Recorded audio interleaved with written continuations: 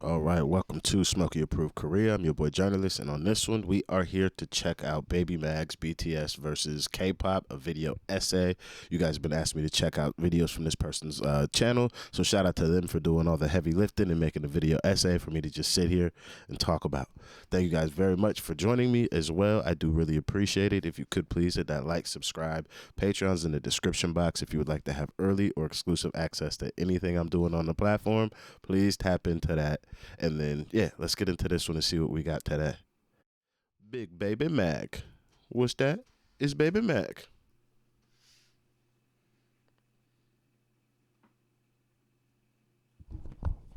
What's up? I'm gonna talk about BTS again. It's time for a video essay. Shout out to that man, Elliot. BTS versus K-pop. So BTS are really big. Facts. They're really big. They're big beyond the imagined constraints that groups like theirs are meant to reach. They've shattered numerous records for South Korean artists, including easily breaking the record for highest selling South Korean album with a 7-track EP that came out less than a year ago called Map of the Soul Persona. According to the Hollywood Reporter, they account for almost $5 billion of the South Korean economy, rivaling the value of that of Samsung and Hyundai. Those are multinational, multi-billion-dollar corporations. But you can only sell so many cell phones and electronics and vehicles.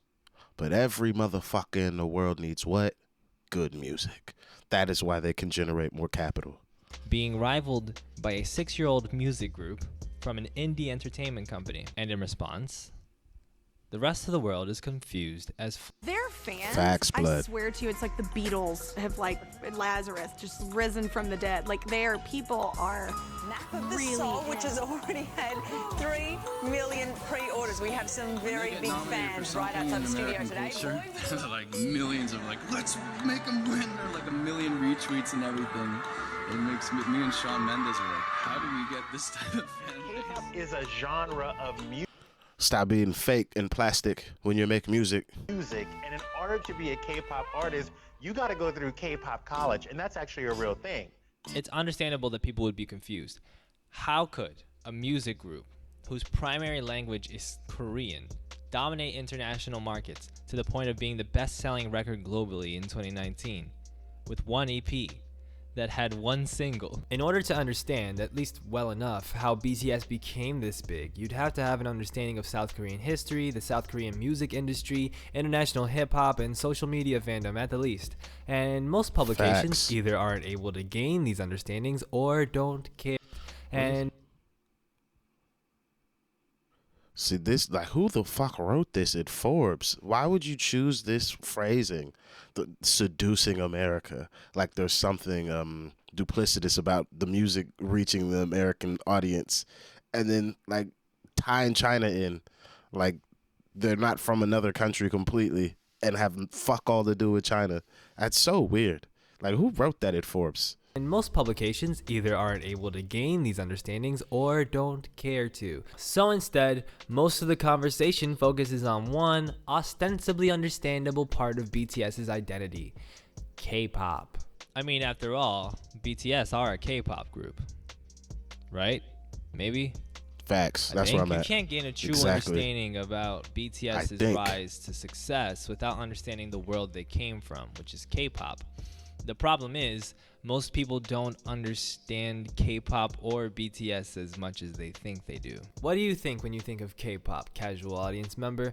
I'd guess you think of screaming teenage girls, perfect looks and choreography, simple English hooks, and of course that spooky underbelly that every magazine and their mama has lined up to cover over the years. There are two problems with this. One, BTS have succeeded in great part due to their divergence from these common K-pop qualities. But when Facts. BTS and their They took the other two things, the good choreography and looking good, and then they was like, all right, cool, we're going to go do our own thing.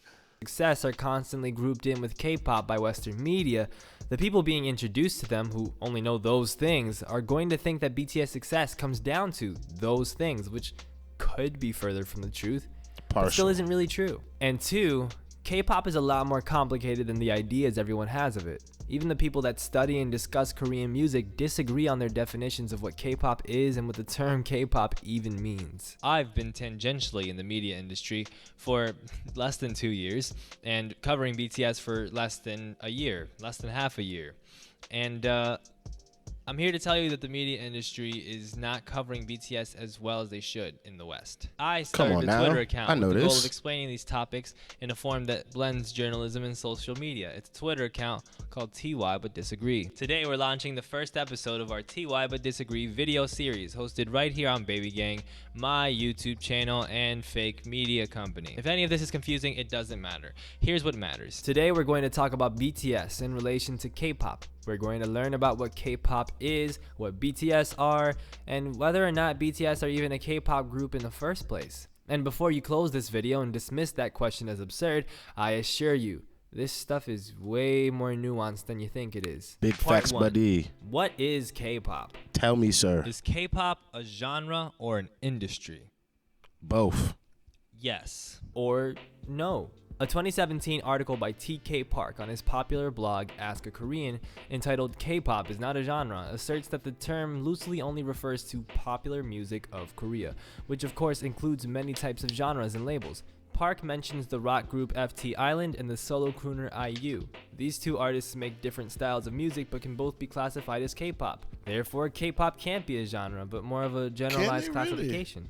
Simple enough, right? Well, no.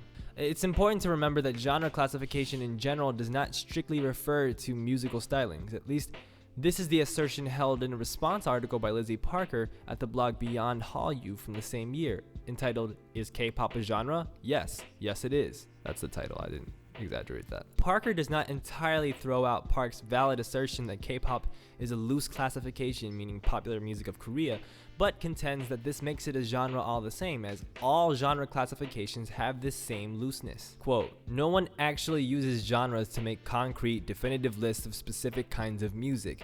They're relational terms we use so we can form an understanding of a piece of music, often before we have listened to it, in relation to our existing cultural reference points, and further understand our and others' enjoyment, or... I would say that this is just fucking lazy. Like, a genre is meant to be able to define the sounds that you would find from it, and also the type of subject matters that might be covered or expressed within it. This is why hip-hop is not only a genre, but it's a culture first and foremost. But it also, when I say hip-hop, you can, if you listen to enough of it sounds alike that you're like, okay, I get it. But it's not just based off of what my existing cultural reference points are. It's actually a fucking genre. Like, I don't know. I feel like that's a little lazy to just be like, oh, well, like, we call it pop, so, like, you kind of know what I'm talking about before you go listen to it. And it's like, yes, but, like, pop is a genre, and there are particular aesthetics that come with that genre that make it exactly what it is. It's not just so I can have a shorthand so I can explain music better to somebody else, or they can understand better what I'm trying to explain to them. So I feel like it's like a lazy definition because what is the term? Bastardization. We have bastardized so many words and allow the usage of, at least in English, I don't know about in other languages, but the loose, what is the term?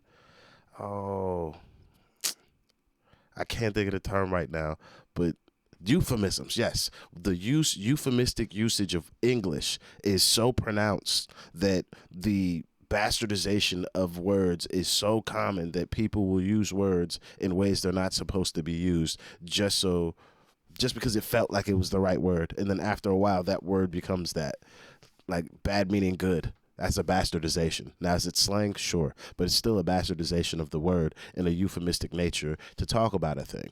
Like, it's just lazy speaking and thinking is what I would say here. Lack thereof. As an example, the pop genre is the messiest classification you can imagine. Louis Capaldi and Lizzo both have two of the top songs on pop.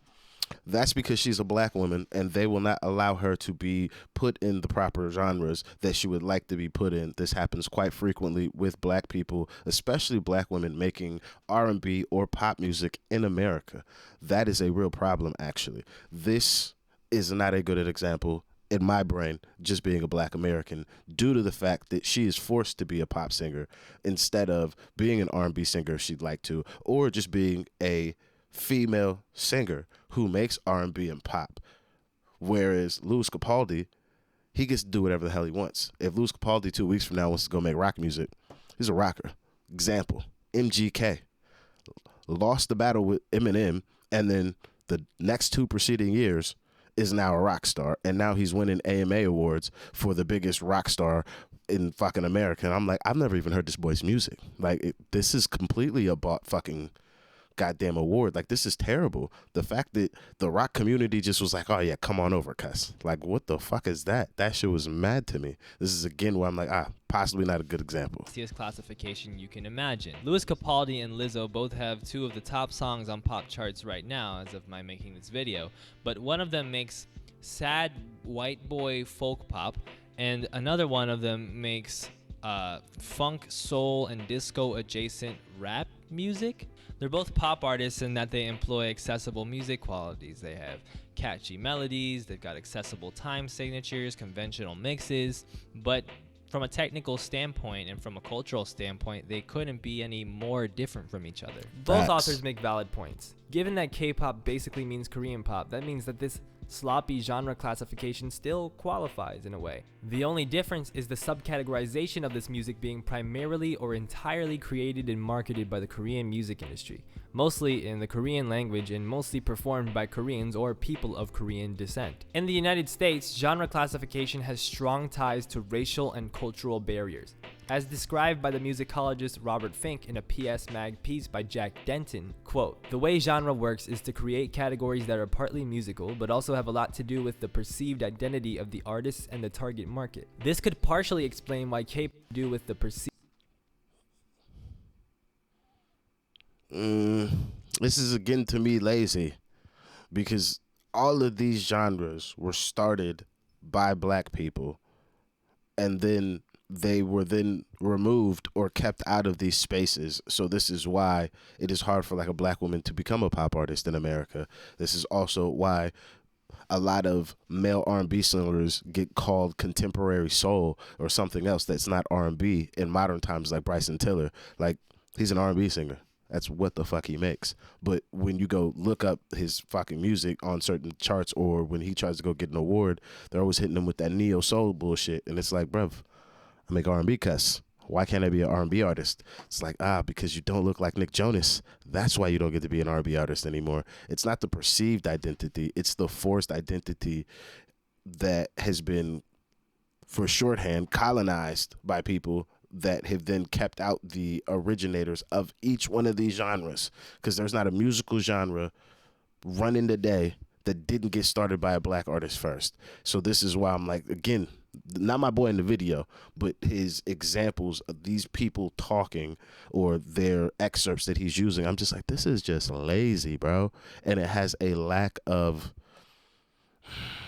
reverence or care for the actual history that made these perceived identities or target markets a thing. Like, even in country, I can't remember his name, but it's a black guy who is like the biggest like selling country artist of like the past kind of like decade or two, and they didn't want him to be over there. Why? Because he's black. And I'm just like, but didn't we start this? Like, why can't he be there? I would say it's like Derek Brooks or something like that. I can't remember his name, but he's over here writing smash tunes, but because of how he looks, they're like, buddy, are you sure this is what you want to do? And I think that's why I'm just, again, I take issue with these things. Perceived identity of the artists and the target market. This could partially explain why K-pop is such a prevalent term in the United States, but is by many accounts used far less in Korea. Instead, the term idol music is used to describe what Americans typically deem K-pop, as in the groups and solo acts who create hybridized Korean songs with Western pop music qualities and usually present with precise choreography and makeup. Now that we've deconstructed the term K-pop a little bit, let's talk about what idol music is and where it came from. In order to do that, a brief history of music in South Korea. Let's go. For centuries up until the late 1800s, Korean culture was shaped by Sino-centrist ideals, deeply influenced by their proximity. Late 1800s, Korean... Oh, is that what that means? Sinocentrism. I've never seen that word before. Culture was shaped by Sinocentrist ideals, deeply influenced by their proximity and allyship with China. This led to the preeminence of Korean Confucianism, which entailed the emphasis on things like a stringent shared moral code in social situations, a respect for elders, and a stringent Proper right, righteousness, humanness, knowledge, and integrity. Sound like good ideals. I'm not mad at none of this. shared moral code in social situations, a Filial piety of the Kwanyang Elementary School. What? respect for elders, and a necessitation of ritualism. Those rituals extend to a respect for elders and a Confucian ritual ceremony in autumn in Jeju, South Korea by Jung Hee-jung. necessitation of ritualism. Those rituals extend to the traditional music styles of Korea. Works which followed a pentatonic music scale, involved Chinese-derived instruments and garb, and included genres like pansori, which is a type of storytelling via vibrato-heavy, open-throated pentatonic scale singing. These styles of music involved very conservative performances. The body is still, the clothes are unrevealing of any flesh. The lyrics were even oriented towards Confucian ideals of family and morality. Japanese rule over Korea led greatly to the introduction of Western styles of music, particularly classical styles and even balladic styles that translate more directly into modern pop music. Then after World War II, Japanese rule over Korea ended and Western artistic influences came from the United States more than anything, especially through the brief and turbulent period of American occupation. Things ebbed and flowed and changed over the decades. Yo, Chu Young Pil, that motherfucker look like he's just one of the flyest cast out. Like, look at me, baby. The guy on the top left, that looks like it's gonna be some like real heady Bob Dylan type vibes. And then this guy Lee Kwan Cho. He just looks like an indie artist as well. South Korean audiences became more and more appreciative of Western sounds, particularly as the television and the karaoke machine grew to become highly popular and as the economy improved. Hip-hop became a phenomenon in the West during the 80s, and its influence disseminated throughout the world. Sotaejian Boys debuted in 1990 and completely abandoned pentatonic scale structure, making full use of diatonic hip-hop, rock, and pop sounds. They also incorporated dancing, which had been utilized successfully by artists like Sobang Cha before them. They weren't the first to do these things they did, but they were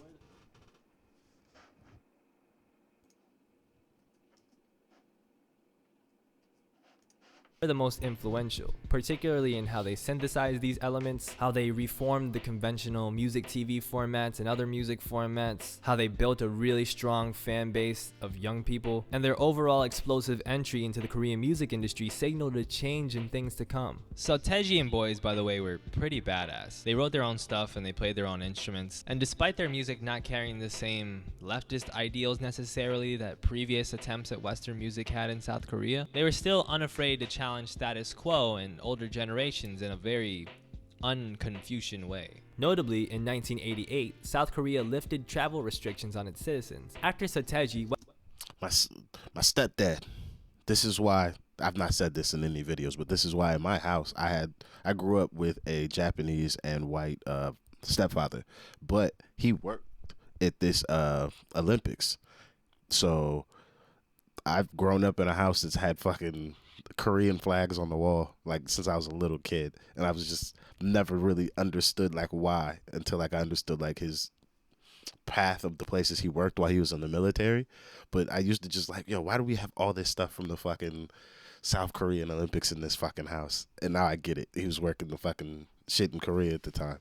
Westernization in Korean pop music accelerated quickly, with the rise of groups like H.O.T., who are considered the first idol group as they were the first to be scouted, trained, and put together to become a hit boy band, as well as the rise of Korean dramas like the big 2002 hit Winter Sonata. A sudden, drastic, and ongoing increase of intrigue in South Korean culture and art began globally. This phenomenon is referred to as Hallyu. As a side note, I recommend that those interested in Hallyu read Kim Buk-rae's Past, Present, and Future of Hallyu paper, as well as John Lie's What is the K in K-pop, which greatly informed this history section of the essay that I'm doing. In the former, Kim states the following of Hallyu and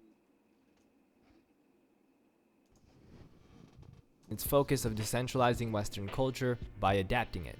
Quote, under the current circumstances, the Hallyu boom is emerging in the modernized/industrialized East Asia, where people with an economic power have a strong desire to be the cognitive subjects of their cultural activities. In this context, Hallyu can no longer be considered a simple cultural acculturation, but a transcultural phenomenon, or a process of cultural power reorganization through the complex/dynamic movements of people, mass medias, and transnational capitals. Thanks to this eventual embrace and aim for perfection in the realm of popular Western forms, South Korea's economy is boosted drastically year by year by its cultural exports. Understanding Korean history teaches us a few things. One, that Korean culture is divided between past and present, between Western ideals and the remnants of Confucianist, Sinocentric ideals. While South Korean society still retains these moral codes and customs related to respect and ritualism, it's also being pulled quickly in the direction of more liberal, rebellious, anti-traditional ideas, in part because these ideas are fueling boosts to the country's economy. This conflict manifests in the music itself and the music industry, which is very dead set on upholding certain traditions and approaches while using art forms like hip-hop that are built on anti-establishment, anti-ritual values. This creates a tension within the music that is ironically uniquely Korean, despite the fact that your average K-pop song bears little resemblance to anything that existed in Korea before the 20th century. Thusly, it teaches us that K-pop is more than just a genre or an industry. It is a cultural export and, somewhat antagonistically to the people who make money from K-pop, a progressive cultural movement, in a way.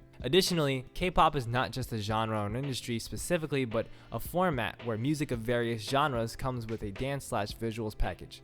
So yes, K-pop is a genre in a way because it speaks to a direct social cultural concept that relates to what we understand basically as Hallyu, and the underpinnings of South Korean society shifting as it balances the traditional with the progressive, the old and the new, both of which can be debated as potentially more expedient than expressive. What's funny and unsurprising is that the artists that seem to shirk conventionality and tradition the most, against the grain of what makes up most of this genre that's supposed to be export friendly, are the ones that become the most successful and the most exported. That can be said of Soteji, and it can be said of Psy, who very much did not look or sound like the hotties you'd see in H.O.T., but still absolutely shattered the international music market with 2012's Gangnam Style, a song which, true story, is actually a commentary about the nouveau riche young Koreans attempting to flex their material wealth and coolness like the kids in the city of Gangnam.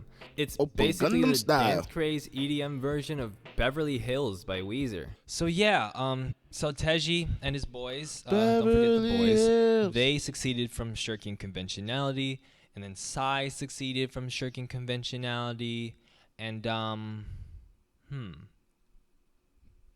I forgetting somebody? Part 2. Who are BTS and why are they so big? Okay, so Soteji and boys debut. They make Korean pop rap a thing. They become hugely influential, and then Lee Soo-man, president of SM Entertainment, real rap a thing. Lee Soo-man looks like this guy on the right with glasses. They become hugely influential, and then Lee Soo-man. No, they got different noses. Never mind. Different ears. They don't look anything alike.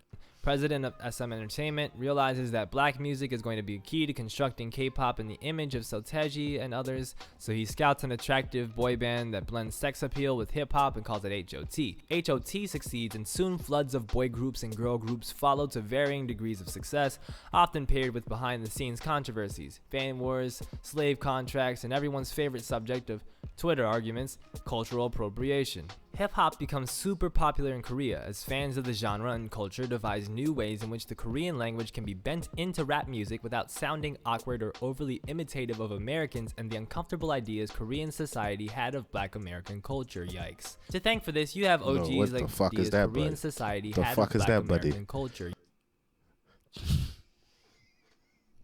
No. That's Korean Stevie Wonder.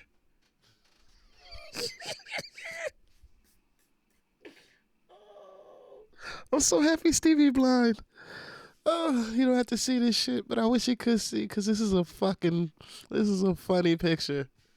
Yikes. To thank for this, you have OGs like Verbal Chint and Tiger JK of Drunken Tiger, but you also have Epic High to thank, led by Korean Canadian rapper and Stanford graduate sick-ass verse on RM's album. You don't think he graduated from Stanford. Epic High became successful not only in hip-hop subcultural circles, but also in the mainstream eye. In the midst of this booming new K-pop music industry, and by K-pop I do mean idol music, as well as the rise of rap music in the mainstream, a successful idol music producer named Pang Si-hyuk starts his own record label in 2005 called Big Hit Entertainment entertainment.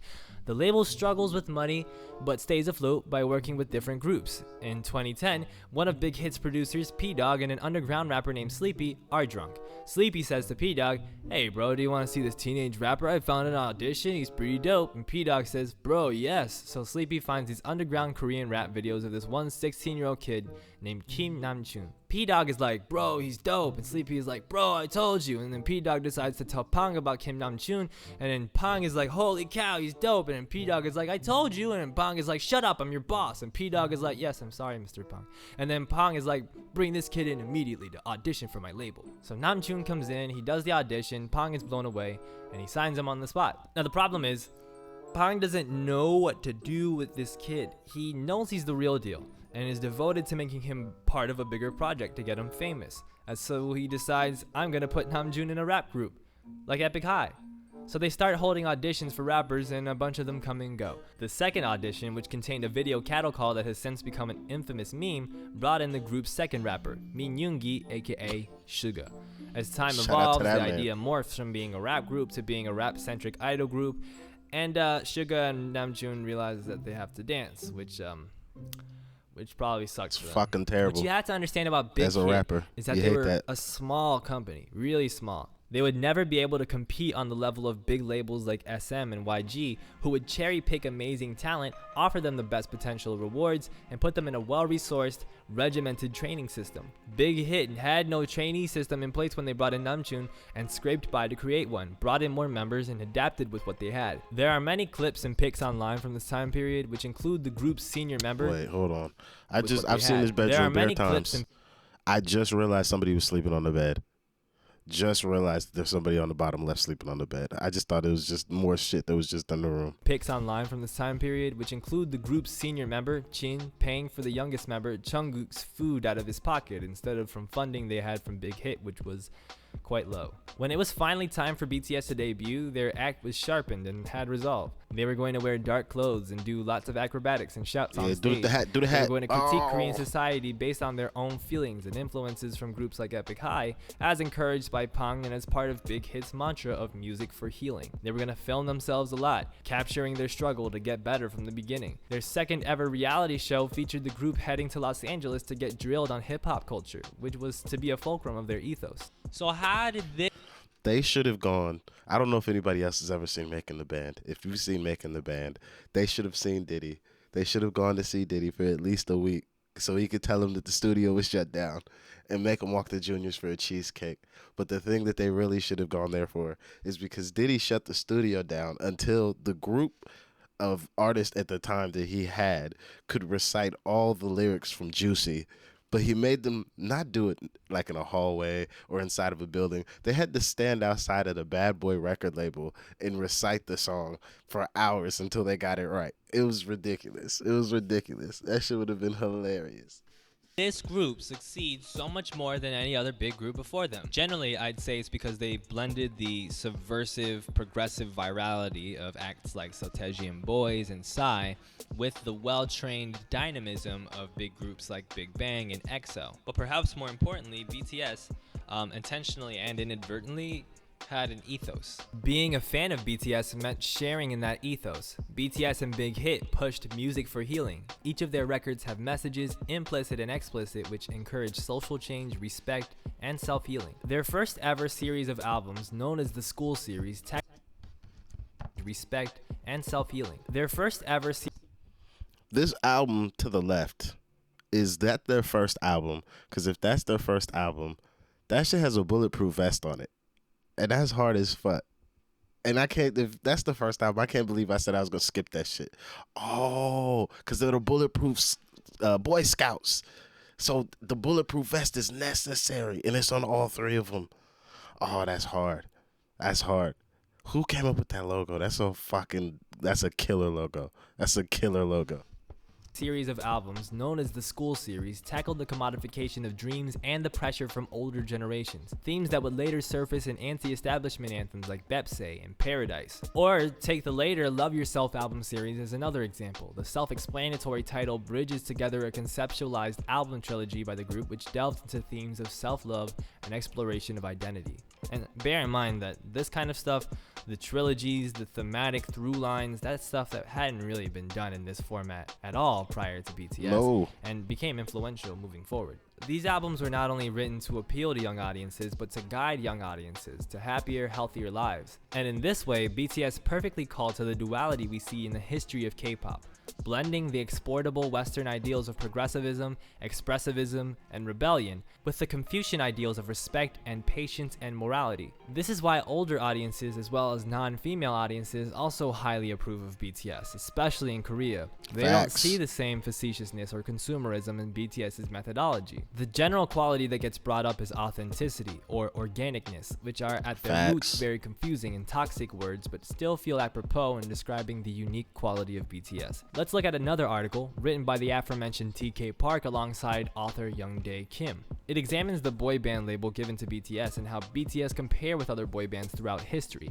saying this of their organic status. Quote, BTS's music comes across as organic because it is a natural output of the members' own minds. It is not a coincidence that BTS began their musical journey with hip-hop, the genre that perhaps has the highest bar for authenticity. Lead rapper Kim Namjoon writes his lyrics, so does Suga, who also produces, so does J-Hope, who also produces, and the rest of the group, all vocalists, all contribute to the creative process in their own ways as well. But BTS not only have a message and an independent spirit and a creative vitality, they also have a little engine that could story.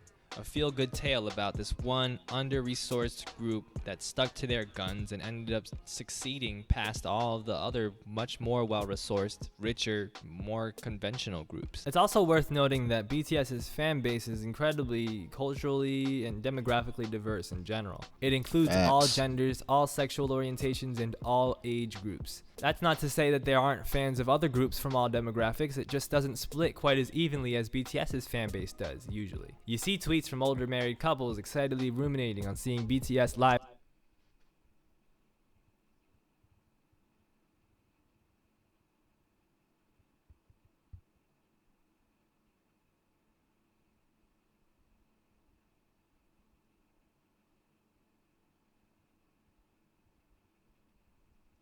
for the first time. These dynamics are not only unprecedented within K-pop, they're unprecedented to any boy band anywhere in the world, perhaps including the Beatles, whose pop work and more subversive work mostly engaged younger and artsier audiences. That is where I will say they for sure put the Beatles in a pack and smoke their ass, because the Beatles speak to a very particular age range and subsect of, we'll say, racial demographics. BTS, I talk to you guys in the comments as often as I can. I'm talking to people. People could be like 99, 12. Doesn't matter. Like, pick a number. There's a BTS fan there, and in a large group, it doesn't matter. It's really crazy. While BTS appealed to all age groups and interest groups. When you simply label BTS as a K-pop group or as a boy band and then paint their fan bases sex-crazed young women whose attraction to the group stems from physical attraction and general excitement and hysteria, you not only are sort of painting a bad image about young women in general and their tastes, but you're also missing a key component of why the group is successful. So if labeling BTS as a K-pop group isn't wholly accurate, is it accurate at all? Part 3.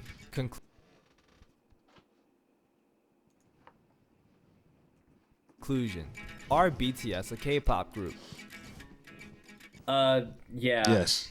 Yeah, they're a K-pop group. At least I think so. You might notice that I am doing this a bit different from the rest of the video.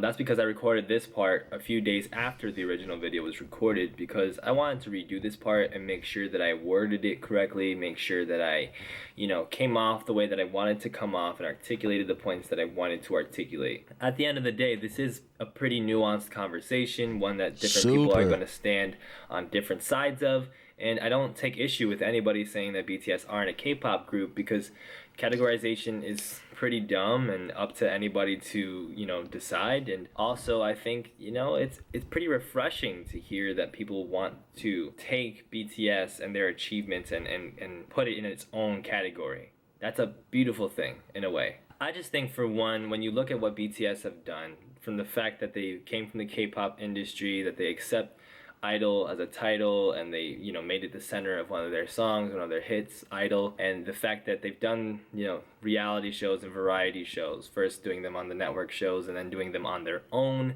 The fact that they have, you know, similar release strategies to K-pop groups and how much output they do. The way that they combine different styles of music. I mean, they have their own unique blend of it, but it's still a blend that pretty much resembles K-pop in a lot of ways. The fact that they sing in Korean, the fact that they, you know, are in the same category when it comes to award shows and nominations as somebody like EXO or somebody like Blackpink. You know, they just swept all the Daesangs this past, you know, season. I think ultimately what BTS do is take the format and the ideas of K-pop and rearrange them and edit them and elevate them in many ways. They don't represent a different category altogether from K-pop to me. They represent a new horizon for it. They represent somebody pushing the boundaries of it and opening up the definition of K-pop and blazing a new trail for different artists who want to do K-pop to see what they did and learn from them. They're changing the definition a little bit and they're opening it up, but they're not necessarily separating themselves entirely from K-pop. I think ultimately what the problem is here is not necessarily whether or not you can classify BTS as K-pop, because like sure you can. The problem is that people are so predisposed to categorizing them as K-pop before anything else. The problem is that people want to wash over the unique elements of the things that they do in order to just classify them as a K-pop group and attribute all their success and their glory to that. That's not fair and that's not smart. It's not smart even when you do it with other groups that have pushed the boundaries of K-pop, like a Soteji or like a 17 who write and produce their own music, like Who's a G-Friend who are 17? similar, like IU who does amazing conceptual work as well. I think that these people are not necessarily separate from K-pop, but you can classify them as so many more things than K-pop. You can classify BTS ultimately as a pop group or a pop rap group or whatever before you classify them as K-pop, because they belong in the same category as someone like Taylor Swift or someone like Halsey. Would you accept the term artist collective for what BTS is? Because from the sounds that I hear them make, I would think that's a more apt description, because all of them are just artists that collectively make music and they do what they want and they just make it sound good. Would you accept this as a definition for what BTS is? Who greatly respects and admires them, or Ariana Grande or Billie Eilish. I mean, these are the kind of artists that BTS find themselves in the same level of global success as. They're the type of artists that ultimately BTS are similar to in many ways, and yet because they're Korean and because K-pop is a part of their identity, it pretty much dominates the conversation unfairly. We are very easy going when it comes to classifying people regionally when they come from other regions, but not recognizing that we are regional artists ourselves in the United States. That's kind of poorly worded, but whatever. Ultimately, I think that's the message of Idol, is that I would agree that we are regional artists in the United States. However, when I leave my country, I get afforded a cachet for being American that people are just like, come on in. Versus when you come from another region trying to go to America, you are penalized heavily, almost like you killed somebody.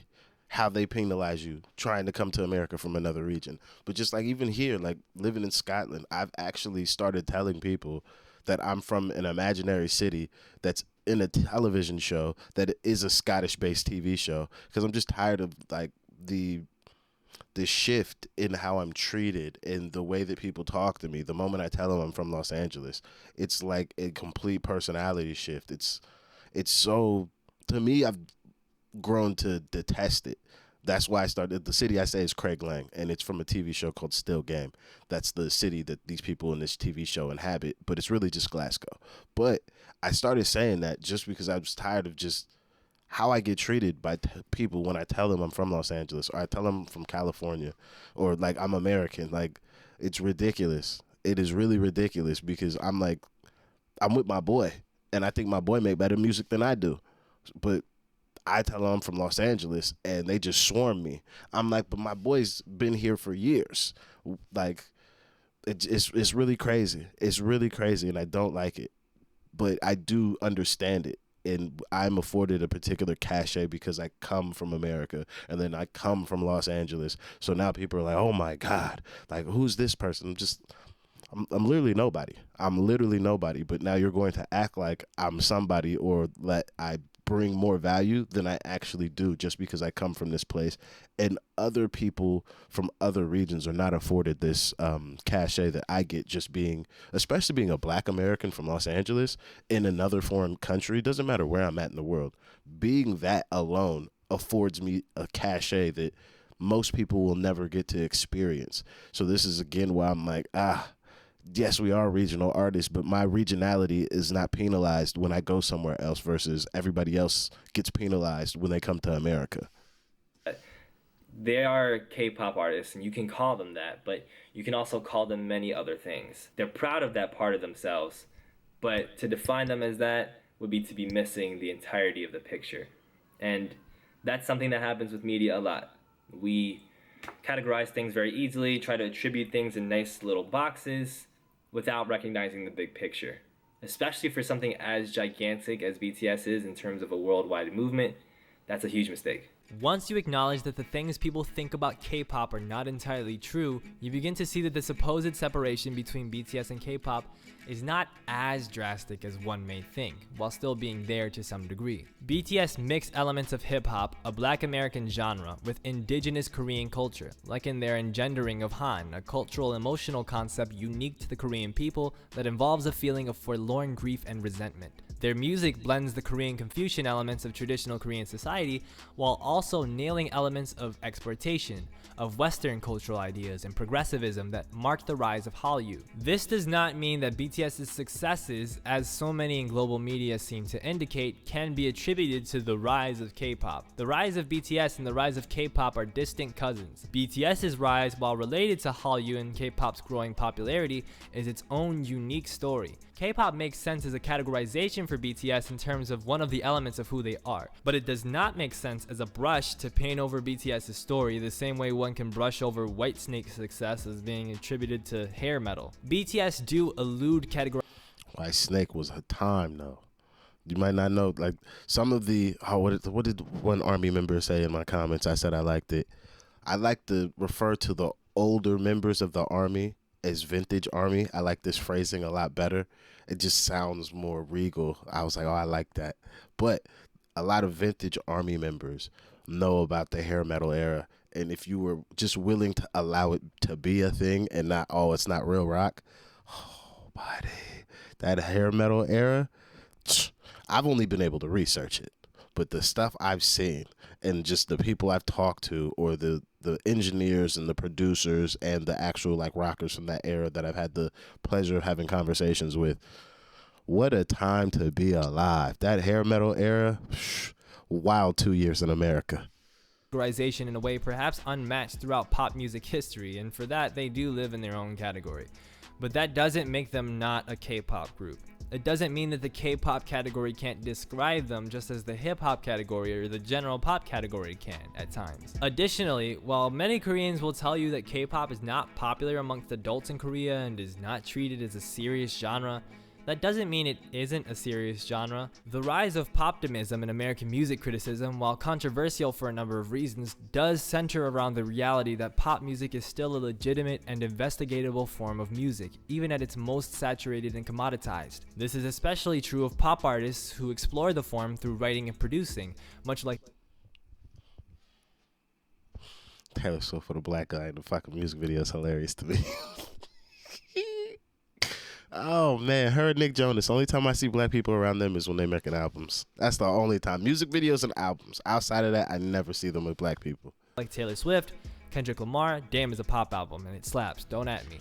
Well, also, there's something else about pop I would like to say. Tupac is a fucking pop star. He makes pop music.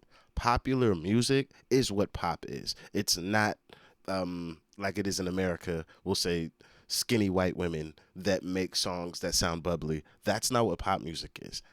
And nobody truly at the end of the day decides whether or not they want to go pop, it's a thing that happens. Like, say BTS wanted to hang on to their core roots and just be like, oh, we're a hip-hop group, because hip-hop is an amalgamation of every literal sound in the world, but you can make a rap record with it.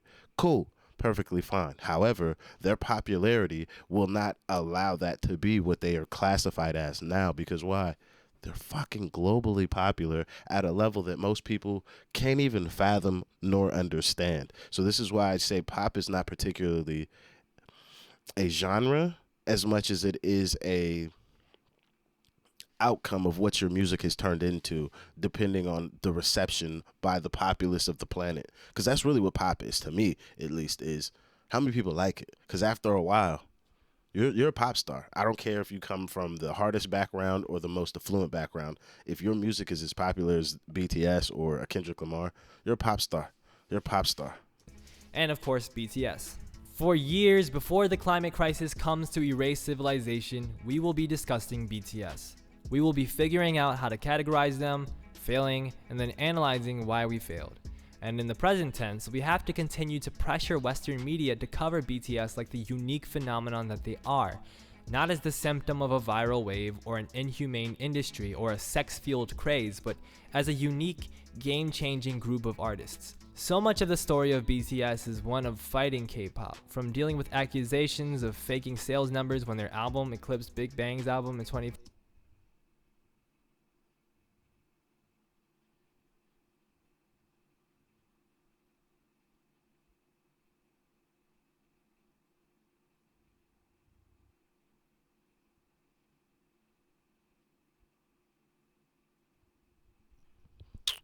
So, from what I understand from what this piece of paper says, Big Hit was accused of doing a old industry practice where the label will actually buy your albums themselves, so you have better sales units or sales numbers, and then just recoup that cost back off of shows and all these other tertiary products that will sell to you. But this piece of paper says that pretty much BTS or Big Hit themselves as a company has been exonerated, and they're asking for the dismissal of a particular case because they provided evidence to the contrary. Like, this is organic. We didn't do anything duplicitous, nor did we like try and fake any numbers. 2015 to dealing with waves of hateful fan comments you can probably find in videos that have the term BTS and hardship in the title. This extends to fighting the label of K-pop, a label so unfairly loaded it can instantly turn global audiences away, from conservative country boys in the south of the US to the hyper-masculinist audiences from conservative countries in Latin America to the leftist communities appalled by the spooky K-pop industry. That, by the way, is its own thing that we gotta... The Late Capitalism of K-Pop by Cuck Philosophy. Should I watch that video, guys? cover in a separate video. We forget often that neither BTS nor K-pop can be properly and unilaterally defined. They both wield complicated semiotic experiences. They not only symbolize so many things, but the things that they symbolize differ greatly from person to person. In studying BTS, we observe how a person or group of people's categorization can be theirs to champion or theirs to destroy. How your category can both be the thing you feel you are the least and the thing you feel you are the most. I said that in such a deep and cool way. Facts. God bless me. God bless Facts. me for acting like God I'm a bless smart this person. man. We done. Get it off my hands. Off my hands. Thanks to everyone for helping me out. Thanks to Motoborahe. Thanks to my cat Motoborahe. for the amazing support. I think she left. Check out our other videos moving forward and follow TY But Disagree on Twitter. I have been your host, Elliot Sang. If you have an opinion about this, and you probably do have an opinion about this, and you might be mad at me about what my opinion is, leave a comment. Be nice, but leave a comment. Or don't be nice. Fuck it. I can take it. Facts. All right, bye. I do have to remember, I've talked to you guys a couple times in the comments about this, that not everybody that watches my videos speaks English as a first language. So these translations I might read might come off a little harsh. And then I'm just like, who do you think you're talking to? Like, what? So I do need to remember that. But yes, please, any opinion that I have that you may not agree with, you do agree with, or you would like to share yours, I would prefer us to have a civil discourse, but for us to be able to speak freely and openly. So I speak freely and openly when I speak to you guys through these videos, and then also in the comment section. I would hope and I want to foster any communications that we do have between you all in the comment sections or with me in the comment sections, that they just be open, even if they're very direct. I would prefer that, because then it gives me a better understanding of where you truly stand or how you really feel about a thing, and I feel like we can better build from that position. Also, please start using timestamps when you guys have an issue with something I say, or quote me directly, because some people will say something to me. I'm just like, I do too many videos. I have no idea what I said in this video. Like, I film it, I put it out. That's what it is. So I'm sorry that sometimes you guys say stuff to me. I'm just like, I don't even know what you're talking about. None at all. Like, could you please timestamp it for me? That being said, though, thank you to Elliot and is it Baby Mag is the name of this? Yeah, Baby Gang Mag. Shout out to these folks for putting together such a great video. I learned a whole lot myself. I never even knew what sinocentrism is. That's a new one. There's a whole, like, where is this? There's a section where I was like, hold on. There was music, or a section of music that was developed. Not music, but more so thought that was developed in Korea. Yeah, this. Engendering. So in America, Lil Peep, Triple X Tentacion, stuff like that, they kind of spearheaded the sad boy wave. But when he was explaining this, I'm like, wait, so hold on. There's just a cultural section in Korea that's just like sad boy shit. That's just it. What did he say right of here? Han, a cultural American genre with indigenous Korean culture, like in their engendering of Han, a cultural emotional concept unique to the Korean people that involves a feeling of forlorn grief and resentment. Forlorn grief and resentment. That just sound like sad boy shit. We got an entire genre of rap that just barely got developed in the past 5 years that focuses strictly on that. But that's just been a cultural construct in Korea for time. That's something else I didn't know. But yeah, I got to wrap this video up. Thank you guys for your time. I truly do appreciate each and every one of you. Every comment I get, if I can't say something to you directly, please know that I've probably read the comment, and I try and stay as active in the comments as I can, but there's so many of you, so I'm very sorry if I ever miss any comments. I do try and talk to as many of you guys as I can. Thank you for your time. If you could, please hit that like and subscribe. Patreon's in the description box, and I'll see you on the next one. I'm out of here. Peace.